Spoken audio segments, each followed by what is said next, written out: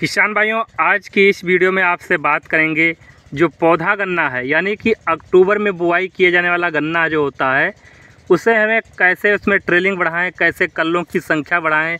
जितने ज़्यादा कल्ले होंगे उतनी ज़्यादा आपको पैदावार किसान भाइयों देखने को मिलेगी। तो पौधे गन्ने में आपको कल्ले यानी शाखाएँ कैसे आपको बढ़ाना है, जानकारी इस वीडियो में आपको बताएँगे। वीडियो पर बने रहिए। जो किसान भाई लोग चैनल पर नए हैं उनसे रिक्वेस्ट है, चैनल को प्लीज़ सब्सक्राइब कीजिए। वीडियो पसंद आने पर लाइक ज़रूर कीजिए। चलिए किसान भाइयों, बात करेंगे जो पौधा गन्ना होता है हमारा। बहुत से किसान भाई पौधा गन्ना जो अक्टूबर में बुआई करते हैं, वहाँ पर हमारे यूपी के क्षेत्र में ज़्यादातर किसान भाई सरसों की भी खेती करते हैं, यानी कि पौधे गन्ने में सरसों और गन्ना प्लस दोनों की खेती की जाती है।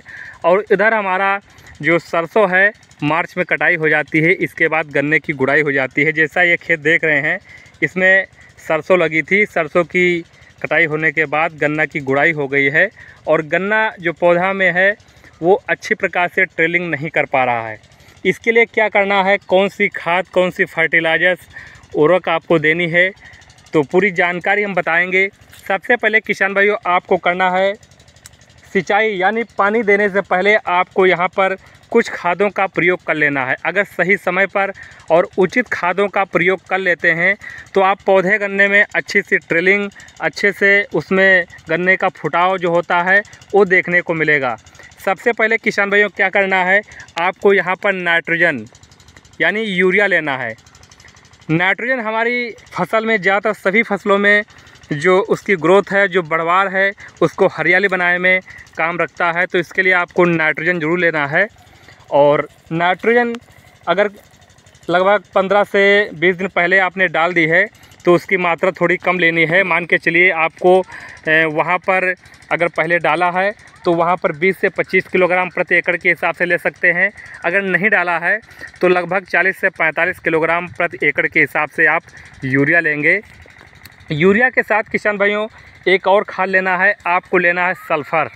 सल्फ़र जिंक अगर आपने पहले डाला है तो नहीं लेना है, अगर नहीं डाला है तो सल्फ़र आप 5 से 6 किलोग्राम प्रति एकड़ के हिसाब से ले सकते हैं और जिंक की मात्रा भी ले सकते हैं।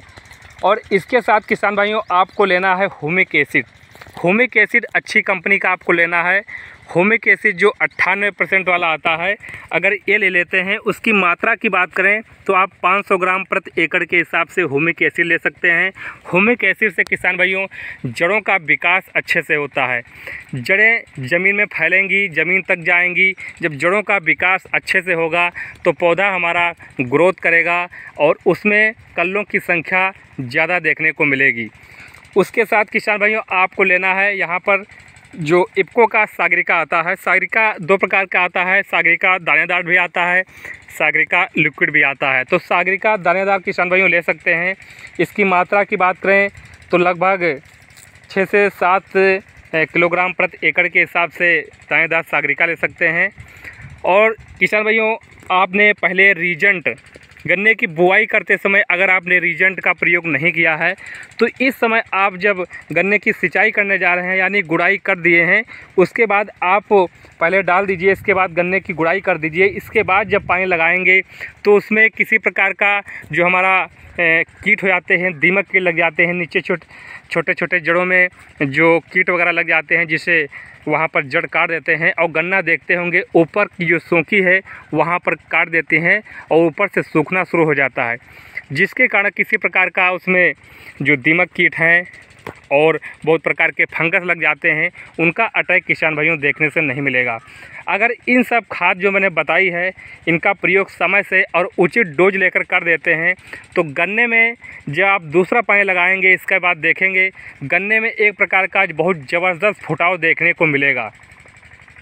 और किसान भाइयों बात करेंगे कि गन्ने की आप जब पानी वहाँ पर लगा रहे हैं तो बहुत हल्का पानी लगाना है और खादों का प्रयोग करके आप दूसरा पानी जो लगाएंगे वो थोड़ा जल्दी पानी लगा दीजिए। और वहाँ पर जो आप नमी देखते होंगे, नमी अगर मेंटेन बनाकर रख देते हैं तो गन्ने के फसल से अच्छे से उसमें कल्लों का विकास देखने को मिलेगा। गन्ना जैसे है उसमें बहुत प्रकार के जैसे ये कल्ले हैं, ये कल्ले हैं, ये कल्ले हैं, ये कल्ले हैं, तो इस प्रकार से बहुत प्रकार के कल्ले देखने को मिलेगा। जितने ज़्यादा वहाँ पर कल्ले होंगे उतनी ज़्यादा हमारी गन्ने की पैदावार मिलेगी। किसान भाइयों, इस समय आप देख रहे होंगे हवा भी तेज़ चल रही है, धूप भी बहुत ज़्यादा हो रही है, जिससे कारण खेत हमारे बहुत जल्दी सूख जा रहे हैं। तो इस कारण किसान भाइयों, आप जब खाद डाल रहे हैं, इतनी सारी प्रोडक्ट डाल रहे हैं, इसके बाद खेत में पर्याप्त नमी मेंटेन बनाकर रखना होगा।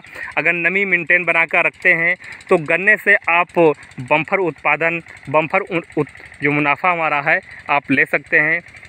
और जो पौधा गन्ना होता है किसान भाइयों, वहाँ पर बढ़वाड़ तेज़ी से करता है, लेकिन ट्रेलिंग जो हमारा कल्ले हैं वहाँ पर नहीं आ पाते हैं।